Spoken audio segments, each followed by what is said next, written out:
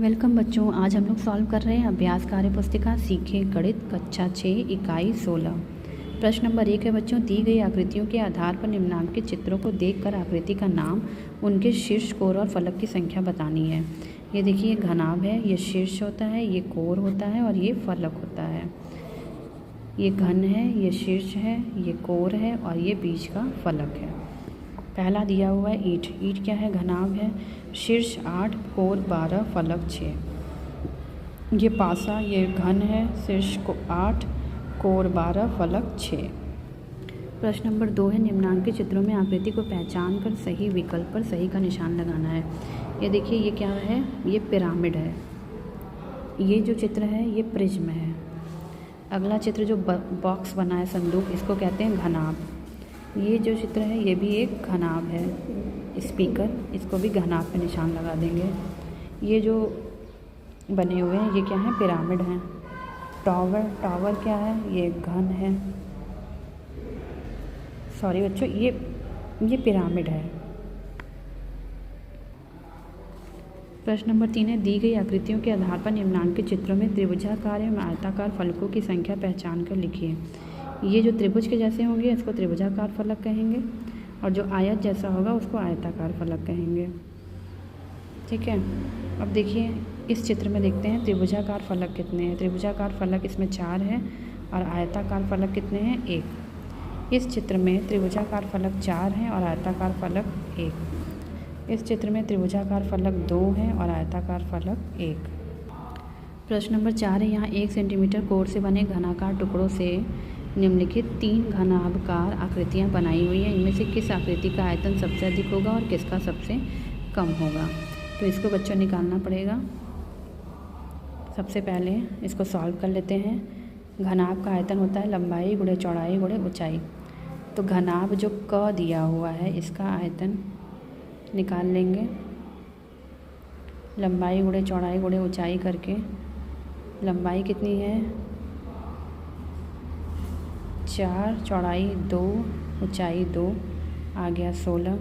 घनाभ जो ख है, ख में 2 गुणे 2 गुणे 3 यानी 12 घन सेंटीमीटर। घनाभ ग में 5 गुणे 2 गुणे 3 हो गया 30 घन सेंटीमीटर। तो सबसे ये 16 घन सेंटीमीटर, ये 12, ये 30। तो सबसे कम आयतन की आकृति कौन सी है? ख वाली, जिसका कुल आयतन कितना है? 12 घन सेंटीमीटर। सबसे अधिक आयतन वाली आकृति कौन सी है? ग है, जिसका कुल आयतन है 30 घन सेंटीमीटर। ये बच्चों आप समझ गए ना कि लंबाई चौड़ाई ऊंचाई कैसे निकाली गई है। देखिए घनाभ जो क है, क इसमें देखिए कितने खाने हैं? 1 2 3 4। तो इसकी लंबाई कितनी हो गई? एक एक खाना 1 सेंटीमीटर का, तो 4।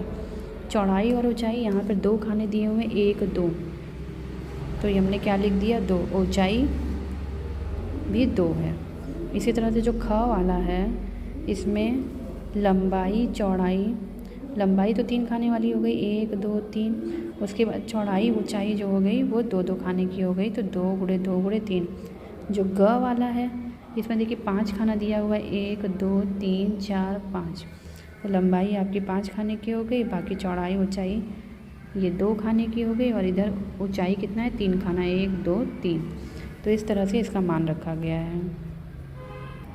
प्रश्न नंबर 5 है बच्चों, उपरोक्त विद्यालय में बनी घनाकार टंकी वर्षा जल संग्रहण हेतु एक बार भरने पर उपरोक्त पानी 10 दिन तक प्रयोग करने के बाद टंकी खाली हो जाती है। यहाँ पर एक टंकी दी हुई है और पुनः पानी पूरा भर लिया जाता है। अब जरा पता करके बताइए कि अगर इसी तरह पानी की खपत बनी रहे तो 50 दिन में कितने घन मीटर पानी की खपत विद्यालय में हो जाएगी। देखिए विद्यालय में बनी टंकी की लंबाई दिया हुआ है 10 मीटर, टंकी की चौड़ाई दी हुई है 3 मीटर और ऊंचाई दिया हुआ है 2 मीटर। सबका मान रख लेंगे। टंकी में आने वाले पानी की कुल मात्रा यानी आयतन 10 गुणे 3 गुणे 2 यानी हो गया 60 घन मीटर। तो यह पानी 10 दिन तक प्रयोग में लाया जा सकता है। अगर इसी तरह से खपत बनी रहे तो 50 दिन में पानी कितना खपत होगा? 60 गुणे 5,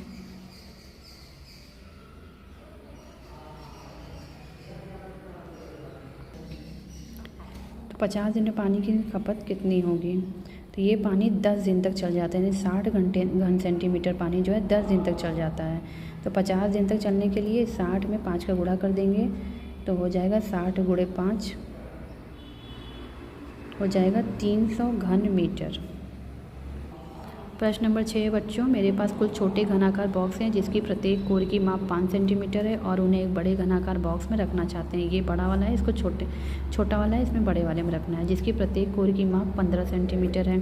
बताओ उस बड़े बॉक्स को भरने में मुझे कुल कितने छोटे बॉक्स की आवश्यकता होगी। अब इसी बड़े बॉक्स को पैक करने के लिए यानी ढकने के लिए कुल कितने वर्ग सेंटीमीटर की कागज़ की आवश्यकता होगी। तो सबसे पहले छोटा जो घनाकार बॉक्स है, घन है मतलब लंबाई चौड़ाई ऊंचाई सब एक है, यानी 5 × 5 × 5 125 घन सेंटीमीटर आ गया। और ये कितना है 15 सेंटीमीटर। तो बड़े वाले का आयतन कितना हो गया 15 × 15 × 15 यानी 3375 घन सेंटीमीटर। छोटे बॉक्स की संख्या कितनी हो गई, कितना इसमें रख सकते हैं 3375 में 125 का भाग दे देंगे, आ जाएगा 27।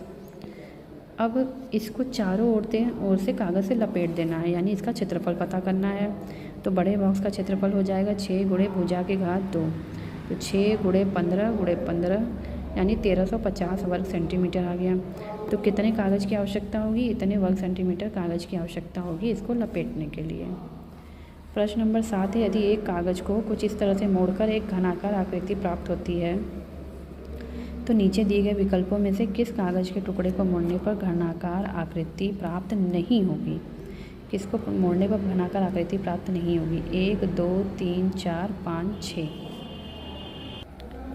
देखिए बच्चों, इसको भी मोड़ करके घनाकार आकृति बनाया जा सकता है, इसको भी मोड़ा जा सकता है, ये भी मोड़ा जा सकता है, लेकिन इसका देखिए आकार बिल्कुल अलग है, तो इसको मोड़ करके घनाकार आकृति नहीं प्राप्त कर सकते। तो ये चौथा ऑप्शन पे टिक लगाएंगे।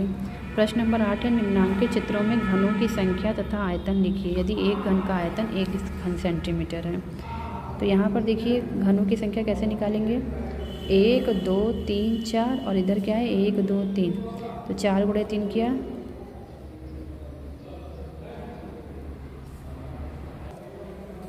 ये देखिए बच्चों इनके घनों को गिनते हैं। तो यहाँ पर देखिए 1 2 3 4, 4 ये हो गए। अब ये 4 की 2 लाइनें लगी हैं तो ये कितने हो गए 4 4 8 हो गया, और ये 3 लाइन लगी है 4 की तो ये कितने हो गए 12।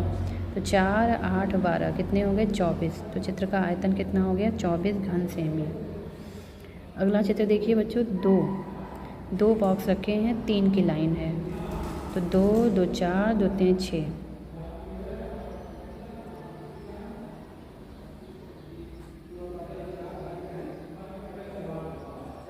1 2 4 2 6 है, और 1 2 3 4 5 लाइन लगी है। कुल घनों को जोड़ेंगे तो आ जाएगा, ये इधर 12 हो गए और इधर 10 हो गए, कुल घनों की संख्या हो गई 12। तो चित्र का आयतन कितना हो जाएगा, और कुल घनों की संख्या हो गई 22, चित्र का आयतन 22।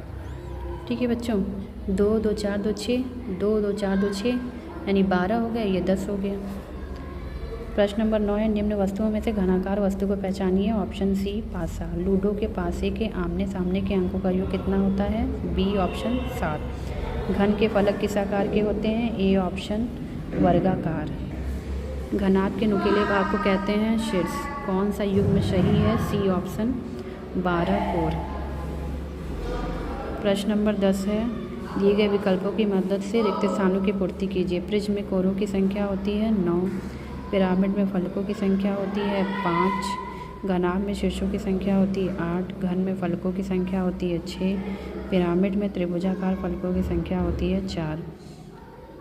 थैंक्स फॉर वॉचिंग बच्चों। Please like share and subscribe my channel.